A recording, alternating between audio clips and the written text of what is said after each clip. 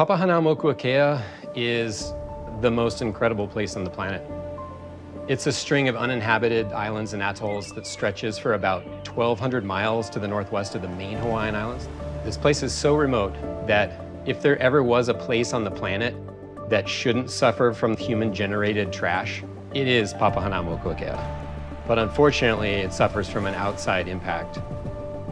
I first visited as a researcher, collecting data on the marine debris and the plastic pollution that we found there. I was shocked at what I saw. I knew I had to dedicate my life to getting this work done.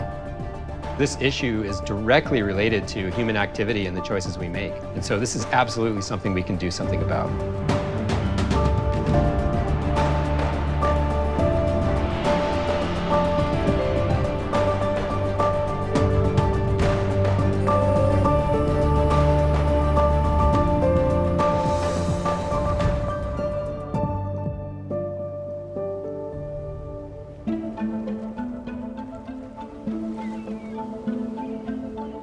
Papahanaumokuakea is the most isolated archipelago in the entire world.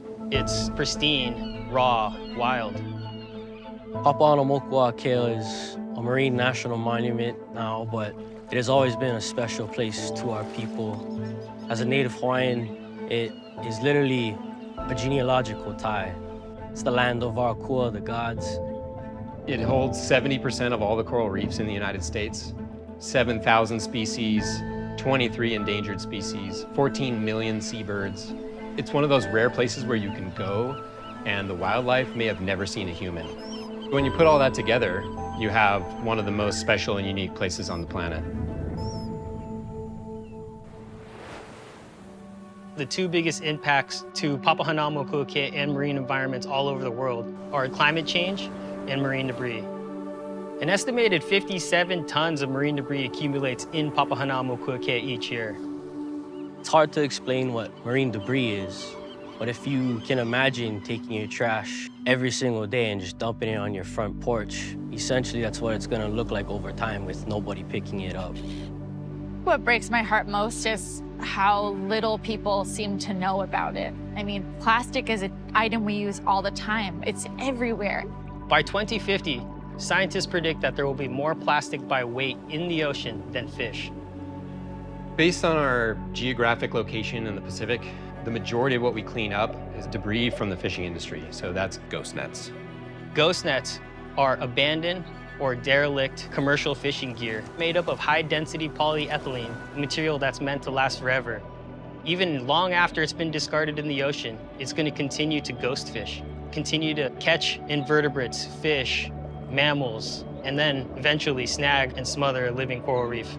Animals get caught, and you only have a little bit of time to free them, or they are basically doomed to this net. We have to do something about it now. Growing up, the ocean provided for me, my family. It's a big part of who I am. I want to be able to preserve the ocean and all that it provides for the future generations. Kevin and I have been partners in crime for a very long time.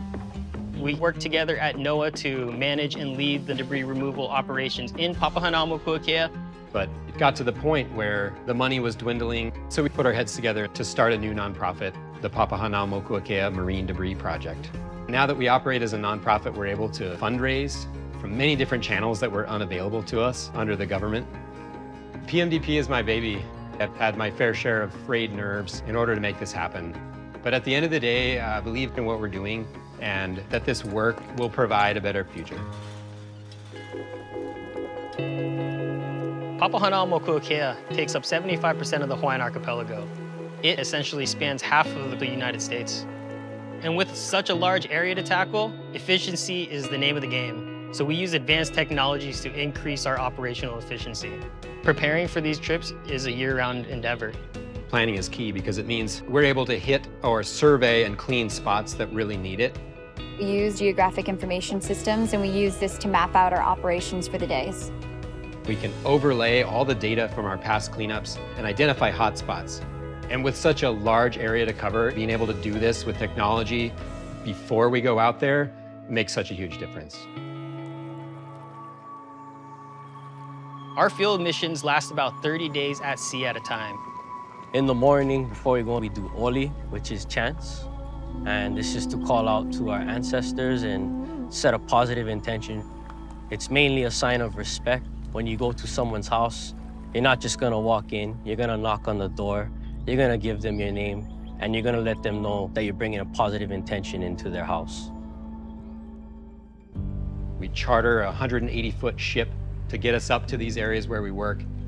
It's really important for our team to take this hands-on approach because at the end of the day, it's actually the only way we can address this problem. Papahanaumokuakea is a couple hundred miles northwest of Kauai. It takes 5 days just to get to our work site. When we get out there, we see marine debris either new, floating at the surface, or we see it fully embedded in these reef systems. It still amazes me how big these ghost nets can get and the amount of damage it does. This is why this work has to get done. This operation is, in many ways, somewhat dangerous. We're operating in the open ocean with heavy equipment, with ships, with boats. We're holding our breath and diving down to the bottom of the ocean around entanglement hazards. You might spend hours, or in some cases, days, cutting a net to the point where you can actually remove it. When we're in Papahanaumokuakea, we speak for the wildlife. They're fighting for survival. We use drones to detect nets on the reef. That significantly cuts down our time doing swim surveys, and that will allow us to be out there longer and pick up more nets. When you find one, there's such a rush. You're like, yes, I got one. When the ship pulls back into the port with the pile of debris, you feel that scale of the work that we do. That's when it really hits home that we're having an impact. PMDP is needed now more than ever because we're really at a tipping point with many of our marine ecosystems. Myself, James, the rest of the team, we think like ecopreneurs in the sense that we want to make this better while maintaining focus on our bottom line, which is the conservation work that we do. Our first large-scale cleanup happened in the fall of 2020, and since then we've run 5 cleanup missions. We've removed more than 250 tons from these ecosystems. Mark Benioff's taken us under his wing, which has been amazing and really allowed us to take this project to the next level. As we've scaled up over the last 3 years, our impact has scaled up as well. PMDP aims to remove 100 tons in 2023 and 150 tons in 2024 and beyond. Successfully cleaning a reef is an unbelievable feeling. You see the fish swarm back to their home. You see a blank reef that could be repopulated with new coral. This work keeps everybody hopeful. It is very humbling to see creatures that know what we're there to do is with positive intention. Making positive change requires action. In fact, it's the only way anything gets done. You know, I have a 5-year-old daughter, and I always think what the oceans will look like when she's my age, so I do it for a better future. The ocean is an incredibly special place. She is our blue heart, and we need to protect her. When people care, change is possible. It's my hope that we're able to develop ocean stewards, people that are going to be conservationists, and they're going to take care of this planet. I do this work for my people, my kupuna, the generations to come. Our kupuna did things in a simple way.